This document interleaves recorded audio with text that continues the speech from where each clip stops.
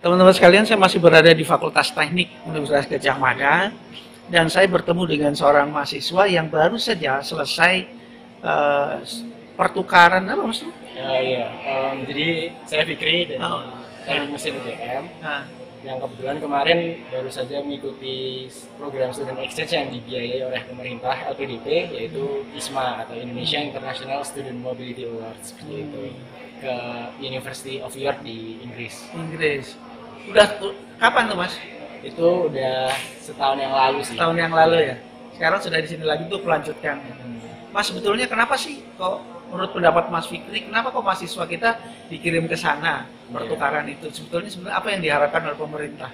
Sebenarnya eh, pengalaman pengalaman yang kita bisa dapat dari belajar di luar negeri itu sangat berharga karena bisa untuk membandingkan pembelajaran di luar negeri seperti apa dan dengan pembelajaran di Indonesia seperti apa. Dari situ kita bisa benchmarking kira-kira kurangnya apa nih yang saya pelajari di Indonesia dengan yang saya pelajari di luar negeri itu selisihnya seberapa sih, dan apakah yang harus saya kejar biar standar nanti, standar ketika saya lulus itu sama dengan standar di luar negeri. Nah, dari pengalamannya di Inggris, apa yang membedakan dengan yang Kalau perbedaannya sendiri sebenarnya lebih ke bobot belajar seperti itu. Jadi kalau di Indonesia kita dituntut untuk misalnya satu SKS 50 menit, kita seminggu di Indonesia itu belajar di kelas setiap hari pasti ada 3 jam gitu di kelas. Sedangkan kalau di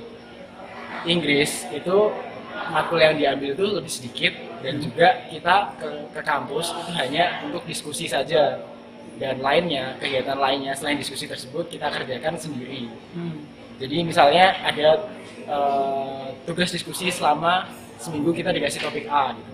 Kita disuruh mengerjakan dulu, kita olah sendiri dulu, baru di kampus nanti ketika berangkat ke kampus kita diskusikan hasilnya seperti itu. kalau yang di Indonesia Kebanyakan lebih kita ke kampus belajar setiap hari, diberi materi, kita catat, diberi tugas gitu. Dan lebih apa ya, konstan dan agak stagnan. Kalau sebagai mahasiswa senang yang mana, Mas? Sejujurnya kembali lagi ke orangnya, tapi kalau saya sendiri lebih prefer yang kita kerjakan sendiri dulu terus didiskusikan. Diskusikan gitu ya. Mas, kalau dari segi materi, konten, pembelajaran, nilai itu bobotnya itu kalau soal sama nggak Mas antara yang di kita ini yang di Indonesia dengan sana, apa sono lebih berat atau apa? Kalau sebenarnya kalau standar pembelajarannya seperti kurikulum, materi yang disampaikan itu kurang lebih sama, tapi cara penyampaiannya saja yang mungkin dibedakan seperti itu. Karena pembelajaran di Indonesia seperti tadi yang saya jelaskan juga pasti ada alasannya, karena mungkin karakteristik mahasiswa di Indonesia itu mungkin belum atau lebih berbeda gitu dibandingkan mahasiswa yang ada di sana. Oh gitu ya. Jadi saran Mas Fikri nih untuk kampus-kampus nih di Indonesia gimana dari berdasarkan pengalamannya itu? Apakah jangan terlalu banyak SKS-nya atau jangan terlalu banyak apa nih? Sebenarnya yang paling utama tetap menyesuaikan dulu dengan mahasiswanya, karakteristik mahasiswa itu seperti apa. Apakah mahasiswanya ini bisa ditempa dengan cara yang stagnan seperti itu, pemberian materi, ujian, pemberian tugas, atau bisa nggak sih lebih fleksibel lagi, jadi kelasnya hanya sedikit, diskusinya lebih banyak, belajar sendiri seperti itu. Oh gitu ya. Oke. Banyak juga mahasiswa yang Indonesia yang belajar di sana, Mas. Waktu saya di sana kebetulan bertemu cukup banyak orang Indonesia yang sedang belajar. Kalau iklim mempengaruhi nggak, Mas? Sejujurnya cukup mempengaruhi, karena terutama saya yang terbiasa iklimnya kurang lebih setahun panas hujan, ketika di sana dikasih iklim yang sangat dingin itu harus adjusting dulu dan menyesuaikan diri. Kalau biaya hidup, makan dan segala macam itu kan harus penyesuaian. Gimana, kesulitan nggak, Mas?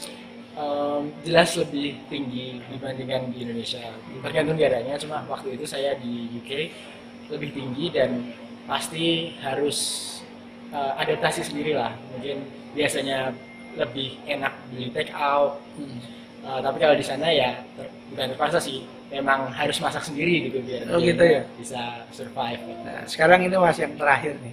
Itu kan di sana kan anak-anak masih muda, Mas. Banyak anak. Itu kegiatan sosialnya misalnya hangout itu segala macam sama di sini gimana, Pak? Apa di sini banyak mainnya gitu daripada belajarnya atau gimana? Oke, sebenarnya kalau dibandingkan hal tersebut itu ke arah fasilitas sebenarnya. Jadi mahasiswa di Indonesia itu cenderung lebih banyak lari ke kafe yang bukanya sampai malam karena memang fasilitas belajar seperti perpustakaan itu jarang sekali yang bukanya sampai malam. Sedangkan di sana mahasiswa yang ingin istilahnya belajar dan mengerjakan tugas itu difasilitasi oleh kampus dan oleh istilahnya sudah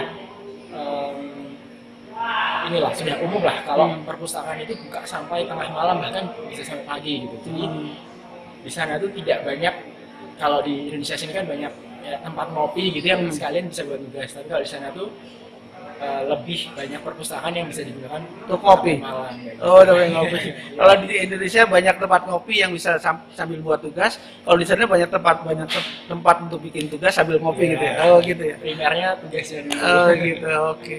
Makasih ya Mas Fikri.